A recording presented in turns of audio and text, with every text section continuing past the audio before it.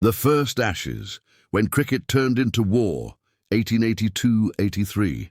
Long before modern stadiums, cameras, commentary and sponsors, there existed a cricket rivalry so powerful that it changed the history of the sport forever. A rivalry born from humiliation, anger and pure national pride.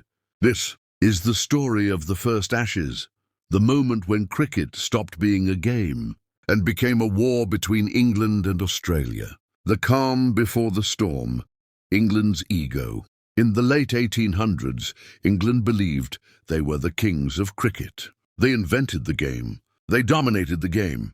Every other nation was expected to follow, to accept England's superiority. Australia, still a young cricketing nation, was treated like an underdog, a team that was supposed to lose gracefully. Every match against England felt like an exam, not a competition. England laughed at the idea of Australia beating them on their own ground. No chance, they said, not in 1,000 years. But destiny had different plans. The day that changed everything, the Oval, 1882. On August 29, 1882, at the Oval in London, England hosted Australia in a one-off test. The crowd was confident. England's players were relaxed. No one imagined history was about to be written. Australia batted first and scored just 63 runs. England smiled. This match is already over, they thought. But Australia's fiery bowler Fred Spofforth, known as the Demon Bowler, had other ideas. Something inside him snapped that day. He told his teammates, "This day I will make England cry." And he meant it. The Demon's fury, Spofforth's spell. Spofforth tore through England's batting lineup like a storm. His pace, his movement, his aggression, his stare. Every ball had anger. Every wicket had fire. England collapsed for 77 runs. The crowd was silent. This was not supposed to happen.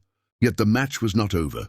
Australia came to bat again and made only 122. England needed just 85 to win. The newspapers prepared early headlines. England crush Australia again. But they were wrong. So wrong. The collapse. England's nightmare. England began the chase. Crowd cheering. Players confident. But once again, Spofforth returned. And he destroyed England's batting with even more fire. One wicket. Then another. Then another.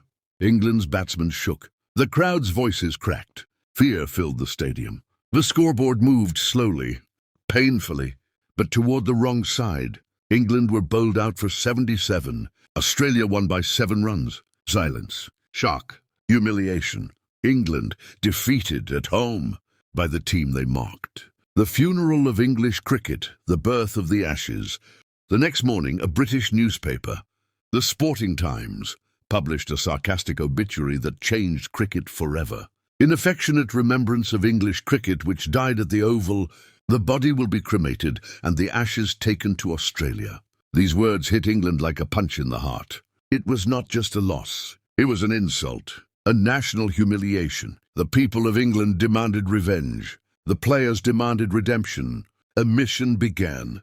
Travel to Australia, win the series, bring the Ashes back home.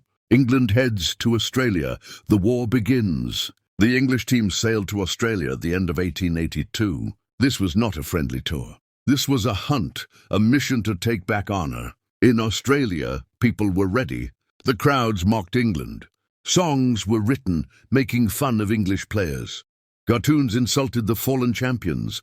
Australia wanted to prove their win was no fluke. England wanted to crush the humiliation. Every moment felt like the start of a fresh battle. The Test series begins, fire on both sides. The 1882-83 series was 3 Test matches. Every match was loud, heated, and filled with tension. Players did not smile.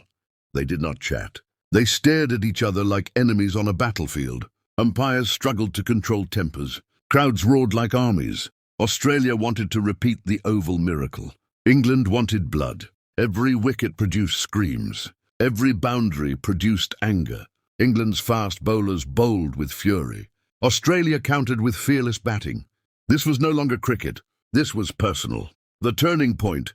England strikes back. England slowly regained control. Their bowlers adjusted to Australian pitches. Their batsmen dug deep. Revenge fueled their shots. In the deciding moments of the series, England delivered the blow Australia feared. They won enough matches to claim the series 2-1. Crowds booed. Australian players burned with disappointment. But England finally smiled. They had done it. The urn, a small trophy, a huge story. After the series, a tiny 11-centimetre terracotta urn was presented, containing the symbolic ashes of English cricket. It was small, almost insignificant, but its meaning was enormous. It represented humiliation and revenge, defeat and victory, anger and pride. This little urn became the heart of the greatest rivalry cricket would ever see. The legacy, a rivalry that never dies. The first Ashes was not just a series. It was the birth of a war fought with bats and balls, with crowds and pressure, with pride and hatred. From 1882 onward, England vowed, never let Australia humiliate us again. Australia vowed, never bow to England again. And with those promises, cricket changed forever. A rivalry began that refuses to die, even after 140 years. This was the first chapter, the beginning of the fire, the day cricket found its greatest enemy and its greatest story. If you enjoyed this video, please like and subscribe for more amazing cricket stories and updates. Your support means a lot.